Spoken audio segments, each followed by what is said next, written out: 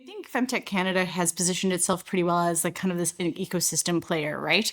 And so there are a few components to consider within that. So I think the first one is around the peer support and community building aspect. And so by that I mean basically Rachel's origin story. So she talks about kind of like that loneliness of being a founder, the unique challenges of being a female founder or a founder in the women's health or female health space, or I mean, heaven forbid, being a female founder in the female health space, because then all of the odds are stacked against you and you have really unique challenges to address. So I think from a peer support space, Femtech Canada is playing a really pivotal role there. And I'd like to see that grow, especially as the companies and organizations within it reach new maturities.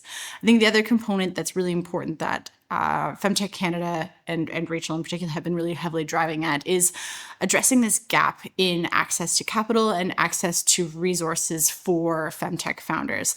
And so for that, I mean, one of the things that I kind of see within the Femtech space is that often founders are starting like, if you're running a marathon, you're starting 20K back from the marathon, right? So you have to run a whole extra half of the marathon just to get to the starting line.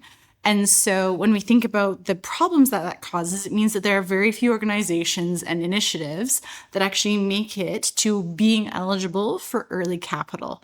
And so some of the work that they're doing around finding those mechanics and supports and carve-outs and budgets and capacities and creating strategic focuses within the federal and provincial communities around funding women's health are super important to the progress of the community more broadly.